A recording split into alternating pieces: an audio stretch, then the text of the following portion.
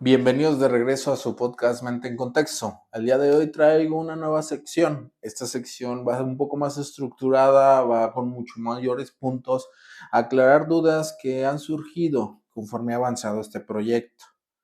Me gustaría llamarle esta sesión Aprendiendo con Sivam. Sivam es la clínica en donde me encuentro actualmente elaborando y donde pues emerge este proyecto de Mente en Contexto.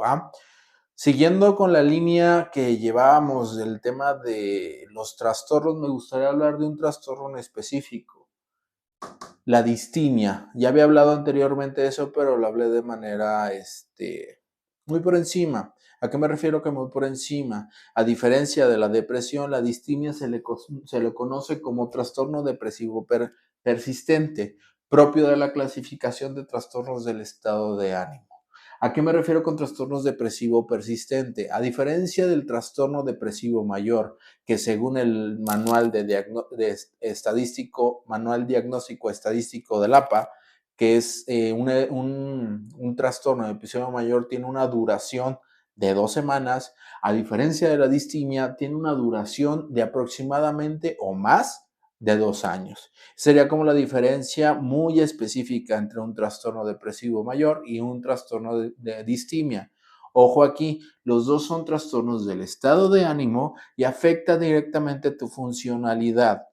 ¿Cómo afecta tu funcionalidad uno del otro? Normalmente los trastornos depresivos mayores, ojo aquí normal, digamos que es el grosor de la población, surgen a partir de un evento estresante o altamente triste donde literalmente no tienes ganas de hacer absolutamente nada y no salir de tu cuarto.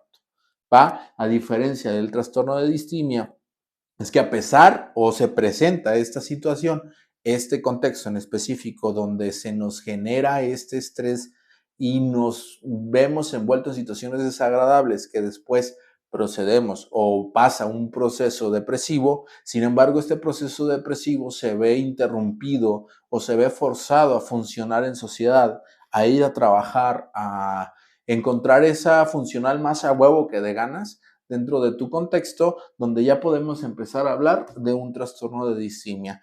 ¿Qué vamos a encontrar a grosso modo? Falta de interés en las actividades diarias. Otra vez, te levantas, haces, regresas, vuelves, prácticamente es un ciclo en el cual no encuentras esa sensación agradable que sentías anteriormente ante esta situación en particular. El ir a trabajar, el ver a tus familiares, el incluso salir con tu novio o novia, puede verse afectado por esta situación. De repente nos vemos como en este bucle de culpa donde, oye, pero es tu novia, oye, pero es tu novio, es tu esposa, son tus hijos. ¿Por qué no sientes esa gratificación, esa sensación agradable de compartir tiempo con ellos? Muchas veces no está dentro de nuestras posibilidades en ese momento en específico. ¿Por qué? Ahorita más adelante vamos a ver, no solamente voy a hablar de qué es o cómo se diagnostica, sino también más adelante vamos a hablar de lo que en realidad nos importa, cómo salir de ahí. Otra de las características que encontramos es tristeza, o son sensaciones de tristeza, sensaciones de vacío, sensaciones de desesperanza, de que por más que yo intente no voy a lograr nada. Y aquí venimos un poquito también al tema de la depresión, donde la depresión de cierta manera es como un hoyo, que es bien complicado salir de ahí. ¿Por qué? Por la desesperanza. Nosotros podemos llegar a tener esa desesperanza de no poder salir, y cuando tenemos ya esa sensación de no poder salir, ¿para qué intentarlo? Y es ahí cuando se vuelve este hoyo mucho más profundo. También dentro de estos procesos, recordemos que de cierta manera son 2 años donde tú vas a vivir procesos desagradables. ¿A qué me refiero con desagradables? No son negativos ni positivos, simplemente es una sensación que para ti no es grata, que es por ejemplo la sensación de tristeza, la sensación de vacío, la sensación de desesperanza. De repente ese tipo de situaciones no nos gustan y es normal, es parte de nosotros. Como es parte de nosotros, no, que no nos guste, también es parte de nosotros saber que esas sensaciones son propias del ser humano y que no es que estemos mal al sentirlas. La irritabilidad y el enojo excesivo también conviven con esta situación. ¿En qué aspecto? Tú estás cansado, muy probablemente que viene de la mano con problemas de la conducta alimenticia. ¿A qué me refiero con problemas de la conducta alimenticia? O comes mucho o no comes nada. Si no comes nada, pues vas a estar irritable. ¿Por qué? Porque entendiendo de cierta manera que hay cansancio y también falta de energía, porque de cierta manera el proceso depresivo te va a ayudar a recuperar esa energía perdida en el evento estresante anterior. Eso en un proceso saludable. En este caso no estamos hablando de un proceso saludable cuando empezamos a hablar de trastorno. Como ya lo mencionamos en el podcast anterior, el trastorno no es como tal una enfermedad, no es como tal que tú tengas una patología. Es importante que haga hincapié en eso. ¿Por qué? Porque al no ser una enfermedad como tal, al no tener una situación patológica dentro de tu cuerpo, al no tener ningún funcionamiento mal, la intervención va a cambiar. Y eso es importante que lo veamos desde un inicio. ¿Por qué? Porque muchas de estas situaciones son situaciones contextuales.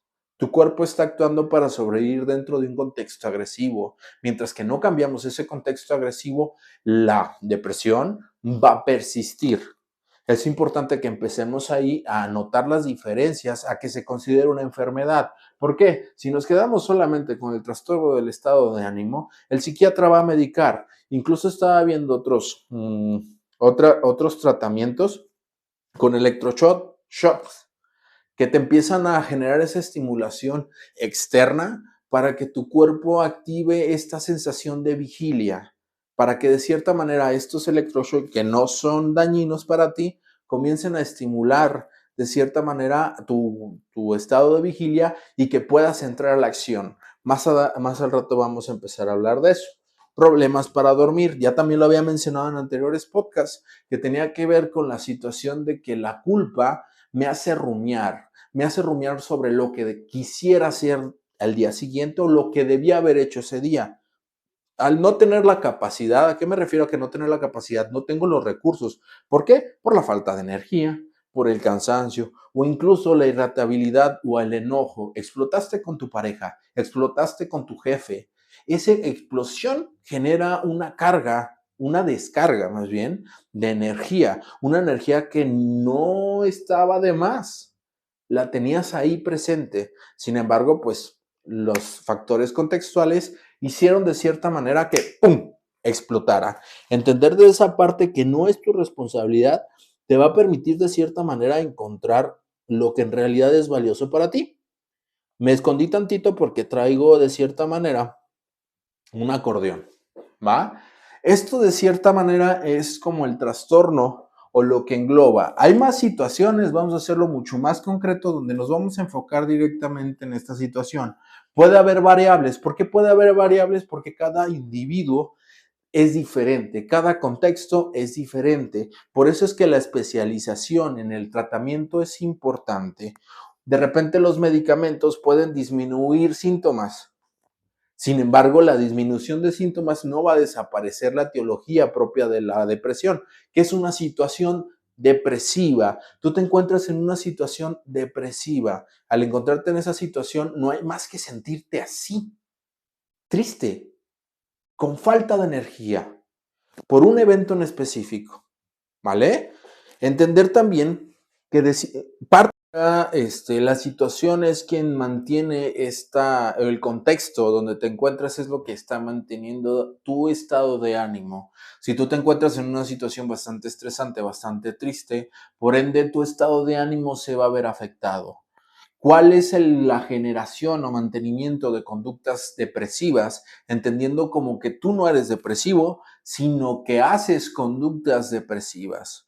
Un ejemplo de ellos podría ser las conductas saludables que no son reforzadas o que son castigadas. Esto se oye muy técnico. ¿De qué chingados estoy hablando? Es de que de repente algunas conductas, por ejemplo, salir a hacer ejercicio, salir de tu cama, buscar un nuevo empleo incluso podría ser una situación que pudiera mejorar tu estado de ánimo. No son reforzadas o no son, o son castigadas, va en función, por ejemplo, vamos a enfocarnos en el tema del trabajo, ¿no? Pues estás en un trabajo donde te pagan poco, donde te exigen mucho y donde tu responsabilidad no acaba donde te lo marca tu reloj checador, sino que tienes que estar 24/7 atento ante situaciones estresantes. De entrada eso es desgastante. Vamos a partir de ahí. Ahí estamos siendo castigados. ¿Cómo? Ojo aquí, castigo no se refiere a que un látigo, no. Castigado es algo que disminuye la probabilidad de que yo acceda a conductas saludables. En este caso, el estar 24/7 al pendiente de mi trabajo va a disminuir la capacidad que yo tengo para buscar un trabajo con mejor paga, con horarios más flexibles o con jefes menos estrictos. ¿Por qué? Porque todo el tiempo voy a tener que estar al pendiente del celular, al pendiente, por ejemplo, de que no haya problemas.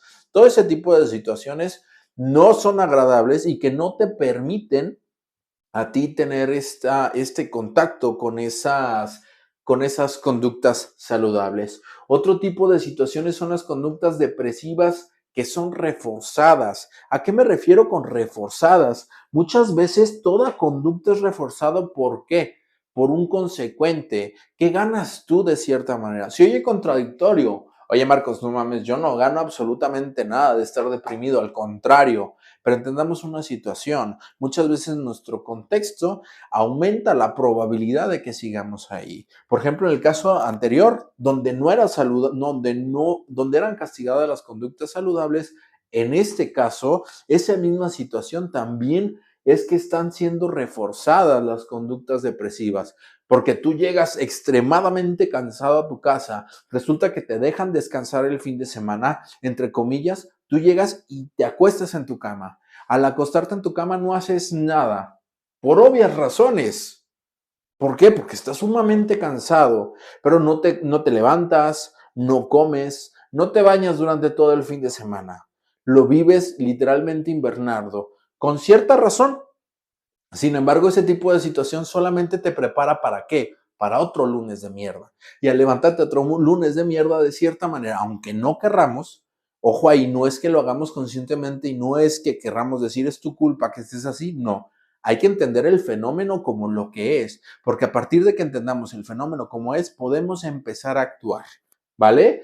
Eso es de que aumenta la posibilidad de que yo siga en ese mismo trabajo. Al aumentar esa situación, al fin del día, tú vas a seguir permaneciendo dentro de este círculo vicioso, si lo quieren ver así, donde aquí está tu trabajo que odias tanto y de cierta manera lunes, martes, miércoles, jueves, viernes es tu trabajo. Tienes de cierta manera de acá, de aquí a aquí, sábado y domingo para hacer algo. ¿A qué me refiero con hacer algo? Hacer algo diferente, algo que de cierta manera te traiga esas sensaciones agradables que has perdido paulatinamente. Pero ¿qué pasa? Solamente te la pasas acostada o acostado. También muchas veces perdemos de vista que ayudar de cierta manera a una persona que está sufriendo un episodio depresivo puede resultar contraproducente. Yo tengo intenciones de ayudar, sé que estás muy cansado, sé que estás muy triste, hablando por ejemplo en el tema de un duelo. Eh, un duelo es muy característico. ¿Por qué? Vamos a poner un ejemplo muy práctico. Una persona que acaba de fallecer después de llevar una situación crónica degenerativa. Los familiares probablemente pasaron todo el mes en el hospital con esa sensación de no saber en realidad qué va a pasar. Esa sensación no es para nada agradable. Sin embargo, llega el fallecimiento. Después del fallecimiento llegan ciertas situaciones que llegan a pasar.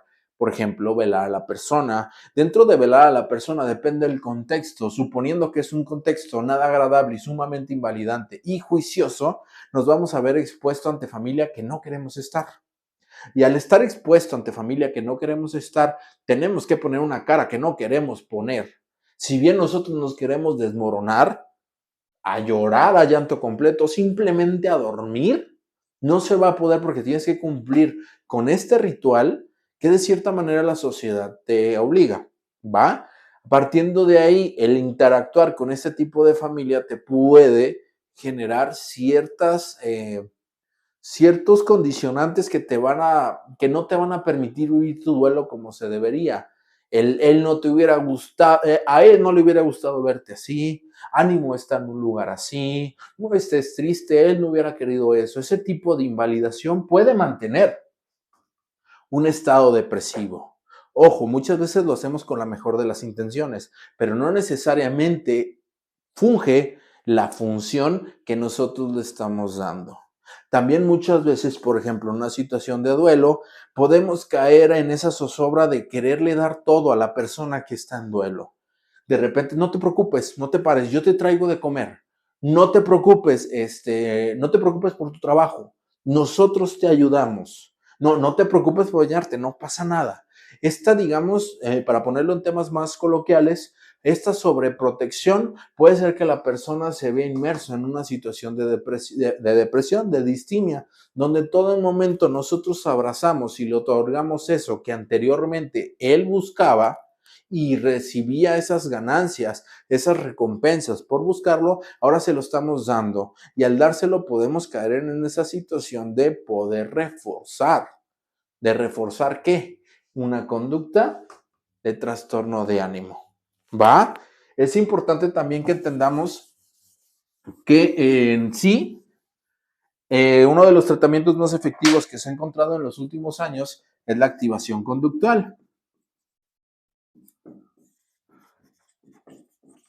De cierta manera ya saltamos al procedimiento de hacer. Esto, digamos lo que es para profesionales, ¿va? Para nosotros, de cierta manera, que somos ciudadanos a pie, ¿qué es la activación conductual? Básicamente entrar en contacto con esas situaciones que nos cuestan trabajo hacer. Tú, en el tema de la distimia, es muy específico que te levantes, vayas a trabajar, regreses, cenes o incluso no comas, simplemente te vayas, duermas o intentes dormir, te pares al día siguiente y vayas. Ese tipo de situaciones ya es un círculo que se encuentra, pues básicamente es normal para ti, que se encuentra muy, no encuentro la palabra, que para ti es lo normal o ya es algo tan condicionado que no encuentras o no concibes otra manera de hacer las cosas, ¿va? En el modelo de activación conductual plantea hacer. Hacer. ¿Hacer qué? Ya haces, ya te paras, ya vas a trabajar. Aquí es no simplemente hacer, es hacer cosas que te acercan a tus valores de vida.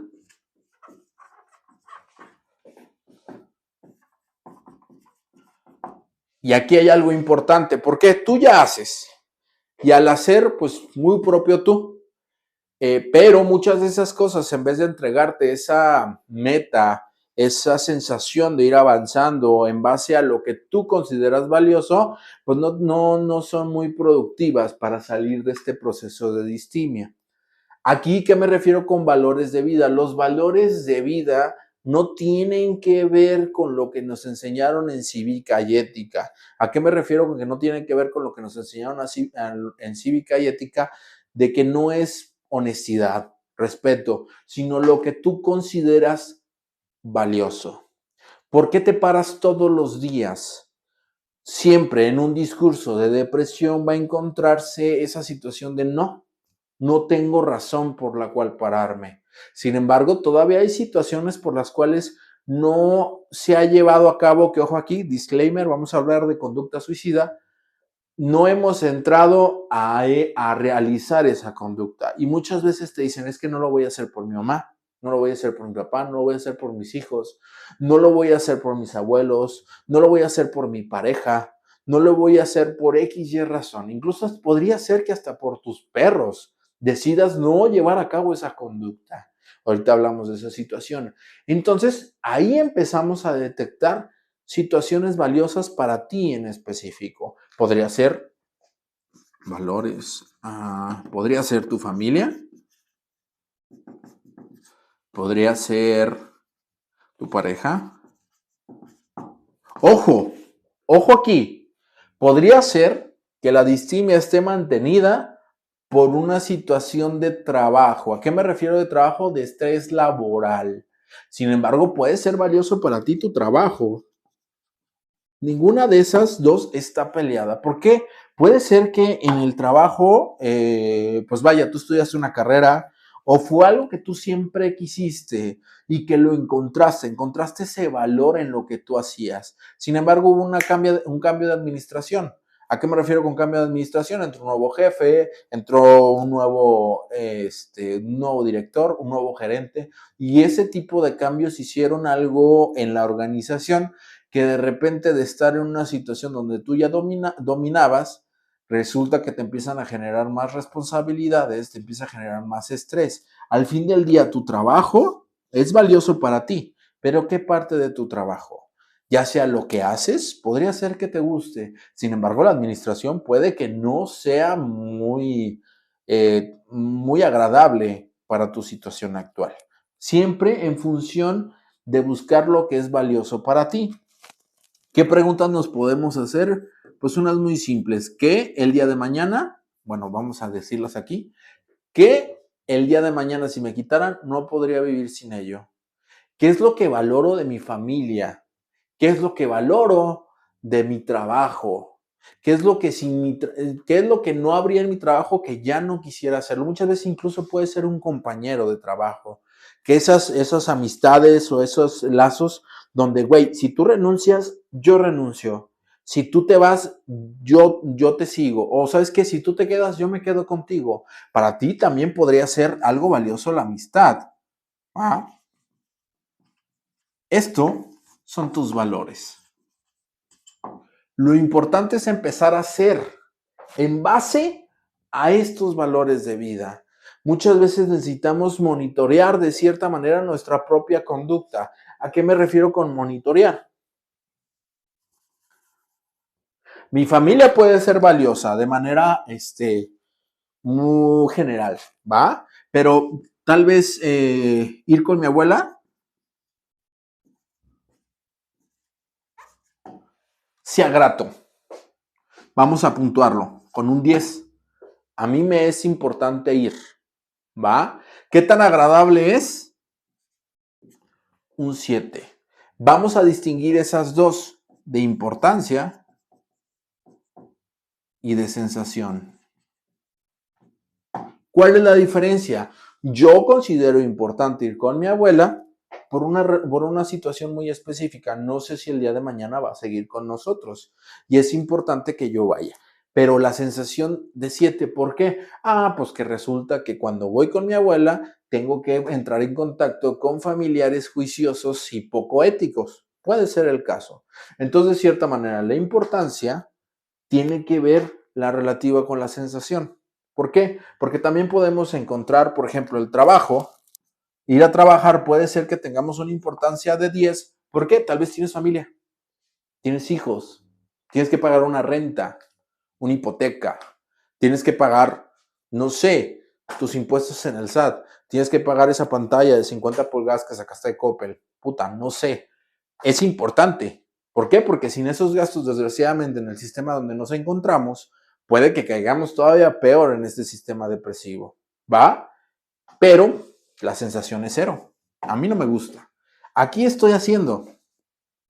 ¿Es valioso para mí trabajar? Sí, pero busquemos que la sensación de cero pasemos a algo más. ¿Cómo podemos llegar a algo más? Pues resulta que me gusta mi trabajo, sin embargo me veo estancado desde hace 3 años, lo cual reforzó de cierta manera mis sensaciones desagradables. Al tener esa situación, una situación muy particular de la depresión, que se me olvidó decirlo, es una evitación experiencial. ¿Qué es una evitación experiencial? De cierta manera, la evitación es la que va a moldear nuestros procesos depresivos. Evito entrar en contacto con algo que me haga gastar más recursos. En una paradoja donde lo que estoy haciendo actualmente, aparte de mantener un estado depresivo, también te está gastando recursos. Tú ya vas al trabajo, lo consideras importante, no hay sensaciones agradables, pero sigues yendo de 7 de la mañana a 8 de la noche, porque pues sistema mexicano, ¿no? Al estar en esa situación, podemos nosotros evitar, ¿qué podemos evitar? El buscar otro trabajo o incluso el tomar esa capacitación que tú tanto querías para ascender de puesto porque llevas 3 años en el mismo lugar y te sientes estancado. También es una situación muy válida para que sientas depresión. Al llegar a ese punto, sabemos de cierta manera que la formación profesional nos va a acercar o va a haber mayores probabilidades de poder acceder a eso que queramos, a ese segundo puesto, por así decirlo, o incluso o a emprender, porque también es importante. Muchas veces nosotros queremos emprender, pero nos vemos inmersos por este tipo de situaciones que no lo hacemos. Entonces, empezamos en este trabajo a incluir actividades, por ejemplo, un curso. Ah, pues el curso es importante, sí. Ah, pero también me siento o puede ser que digas, no, es que me caga ir al curso, pero sé que me va a dar algo y es importante. Entonces aquí ya estás haciendo algo para salir de esa situación en específico. También entender a partir de dónde. La evitación experiencial tiene una situación muy particular. Yo evito sensaciones desagradables. En el tema de depresión, la evitación como es, no quiero salir al mundo y quiero quedarme en mi cama porque mi cama es bien cómoda. Y ahí estoy sumamente protegido porque estoy sumamente cómodo. Sí, sin embargo, esa cama te evita de cierta manera salir a buscar lo que para ti es valioso, lo que te va a dar esa vida que vale la pena ser vivida, ¿va? Por ejemplo, con tu pareja podemos tener de cierta manera, o podemos verla todos los días, pero resulta que la vemos única y exclusivamente para ver películas. Acostados en la sala y llevamos 2 años ahí. Y de repente también encuentran ese tipo de situaciones donde, ok, pues ya hay mucha monotonía, ya no hay esa chispa. ¿Qué estamos haciendo nosotros para que exista esa chispa? Ojo aquí es un poquito más complicado. ¿Por qué? Porque pareja ya estamos hablando de dos. Y al hablar de dos, pues también tiene que estar la otra persona inmiscuida. En esta situación en particular, ¿qué estoy haciendo yo valioso para que mi pareja o para que mi vida en pareja sea plena? Tal vez salir a algún lado, que ojo aquí también es importante decirlo, el de efectivo es importante. ¿A qué me refiero con que es importante? No es lo mismo salir al parque que ir a un lugar a cenar. Entendamos también las situaciones contextuales que mantienen tu conducta depresiva o tu distimia. Muchas veces la situación económica te va a hacer que tú tengas dos trabajos, aparte pareja y aparte niños, va a ser muy complicado que cumplas en las 4 funciones. ¿Por qué? Porque el día solamente tiene 24 horas y tú tienes que dormir un aproximado entre 6 y 8 horas. Y que a veces ni a eso llegamos, a veces dormimos 4 horas nada más. ¿Por qué? Porque tenemos dos trabajos de alrededor de 8 y 6 horas, quedan 14 más los niños, puta, ¿dónde nos quedamos? Todo ese tipo de situaciones tenemos que reconocerlas. ¿Por qué reconocerlas? Como se los dije hace rato, la evitación, para evitar o no entrar en este círculo de evitación experiencial, tenemos que encontrar un equilibrio entre la aceptación y el cambio. ¿A qué me refiero con el equilibrio? No todo lo tenemos que aceptar y no todo lo podemos cambiar. Solo a partir de aceptar lo que no podemos cambiar, podemos cambiar lo que sí está en nuestra responsabilidad. Hay algunos contextos que son muy complicados de modificar, pero no quiere decir que sean imposibles. A veces situaciones tan particulares como incluso buscar o cambiar, o incluso, hay que decirlo, dejar de ver a ciertos familiares, te va a ayudar a ti a recuperar un poco de esa energía que gastabas con la tía. Yo no dejo a las tías criticonas, a las tías que todo lo saben. Si las dejamos de ver un tiempo, puede que recuperemos un poco de energía. Si vivimos en un contexto donde inherentemente tengo que ver siempre a mi familia, buscar otras zonas. En mi particular caso, yo no me voy a acostar hasta que se termine el día. ¿Por qué? Porque en su momento también estuve ahí. Estuve ahí en un cuadro depresivo donde la cama pues mantenía mi conducta. Y ahora este estímulo discriminativo que anteriormente para mí era cómodo, como el estar en mi cama acostado, ahora resulta aversivo. Y me ha resultado mucho mejor. Ay. También es importante tener en cuenta que todas estas situaciones que vas a empezar a hacer en tu vida, que van a ir en función de valores de vida, las tengas que hacer de manera asequible. ¿A qué me refiero de manera asequible? ¿Sabes qué, Marcos? Tengo problemas para comer. Me gustaría recuperar esa situación de comer. ¿Sabes qué? El día de mañana voy a ir al nutriólogo, ya junté el dinero, voy a ir al nutriólogo para ya salir de esta situación de distimia. Ya estoy harto. Voy a ir al nutriólogo y me va a dar mi dieta, te da tu dieta. Ahí discúlpenme nutriólogos, pero de repente no tomar en cuenta este tipo de factores no hace que su trabajo se mantenga en el tiempo. ¿Por qué? Porque te entregan tu dieta, tienes que comer 5 porciones por día. De estas 5 porciones por día tienes que comer 2 tortillas, tienes que comer pescado, todo ese tipo de situaciones. Sin embargo, esta persona que está en este cuadro viene de un desorden alimenticio donde a veces comía una vez al día y esa comida a veces al día era café y pan. Nomás desayunaba café y pan y seguía. El comer 5 veces al día este cambio tan abrupto va a ser imposible que se mantenga por una situación muy particular. Tu cuerpo se acostumbró y tiene que moldearse de nuevo a lo nuevo que le vayas ingresando. Aquí, en una situación muy particular, si yo tengo problemas con la comida, vamos a empezar ligero. Manzana. No te la comas, una mordida. Una mordida, ¿cuándo? Cuando me levante. Cada vez que me levante, vamos a agarrar la manzana y la vamos a morder o la vamos a partir y voy a morder un pedazo para ver qué pasa. Ya cumplí lo primero, morder la manzana. Seguimos con lo siguiente, tal vez comer algo, pero siempre va a ser situaciones muy asequibles. Si tenemos problemas para tomar agua, proponernos a nosotros tomar 5 litros de agua diario probablemente te dure 2 semanas. ¿Por qué te va a durar 2 semanas? Esto es muy peculiar, por ejemplo, en los temas de coaching, donde utilizan mucho la motivación. Hay estudios que detectan que entre 1 y 2 semanas dura esa sensación de motivación. Con las dietas es igual. Muchas veces 1 o 2 semanas tenemos la rigurosidad de comer 5 veces al día, pero llega un evento en especial que tiene que ver con el contexto y lo dejamos de hacer.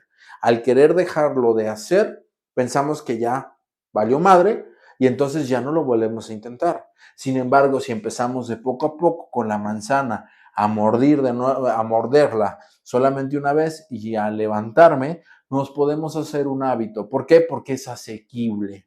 Al decir asequible es que sea fácil de lograr. Un vaso de agua al día, empezar con ese tipo de situaciones e ir subiendo categóricamente por semana. Igual con las demás actividades. Sé que suena redundante y sé que puede llegar a sonar como de, ¿cómo? Pero es importante que lo entendamos como lo que es. Las situaciones depresivas solamente se van a alejar o se van a romper con un cambio de conducta tuyo o contextual. Pero ¿qué es más sencillo? ¿Que cambie el contexto o que cambies tú? Hay situaciones en particular que el contexto es el que cambia. Si tengo una situación económica, perdí mi trabajo y entonces caigo en este proceso depresivo, pero resulta que una de mis primeras solicitudes que entregué en cuanto me corrieron cayó con alguien y ese alguien me contrató, la situación que me mantenía en este proceso depresivo cambió. Sin embargo, muchos o muy probablemente esa situación tarde más de lo que nos gustaría y muchas veces algunas de las conductas que hagamos según nuestros valores de vida no necesariamente tenemos que tener efectivo. Por ejemplo, salir a correr o a empezar a caminar con nuestra manzana mordida, con nuestra agua, o incluso muchas veces el tan solo no ir a ciertos lugares puede ser saludable para algunas situaciones en particular. Siempre se los digo, es importante que vayan con su profesional de la salud mental. Esto puede funcionar. Ojo aquí, disclaimer, esto no sustituye a un tratamiento, ¿va? ¿Qué es lo que hacemos en un tratamiento psicológico? Bajo este tema de la activación conductual, ponemos o contextualizamos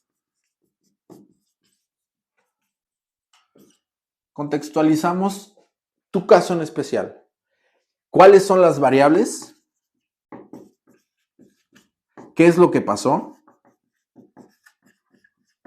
¿Qué necesitas? ¿Y a qué me refiero con que qué necesitas? Obviamente necesitas salir del estado depresivo. Sin embargo, a veces no es tan sencillo porque hay ciertas situaciones muy específicas que evitan que nosotros hagamos ciertas conductas. Es importante, por ejemplo, voltear a ver el historial de aprendizaje. Les voy a poner un ejemplo bien sencillo.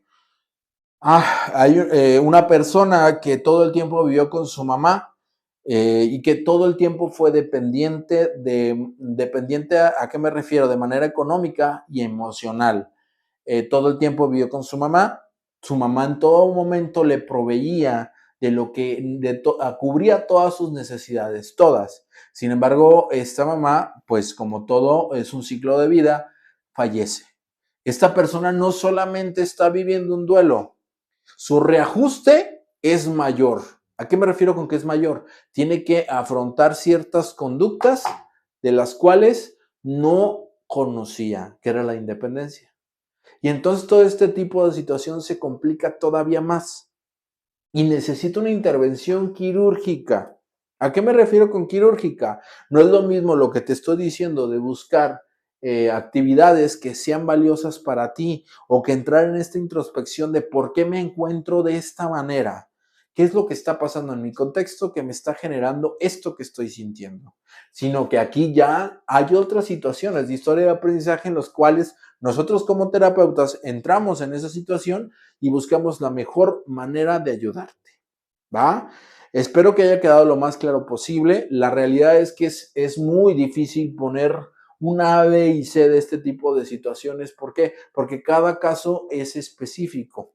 Sin embargo, si tú empiezas a hacer conductas en base a tus valores de vida, muy probablemente las sensaciones agradables regresen. Si tú empiezas también a detectar y a reconocer qué es lo que me está haciendo sentir de esta manera, también te puede permitir acceder a esa aceptación para modificar lo que tengas que modificar. Y lo de siempre, límites asertivos, funcionan mucho. Y responsabilidad afectiva, ni se diga, ¿va? Espero que les haya gustado. Pues nos vemos la siguiente semana, ya con un podcast normal. Y pues hasta la próxima.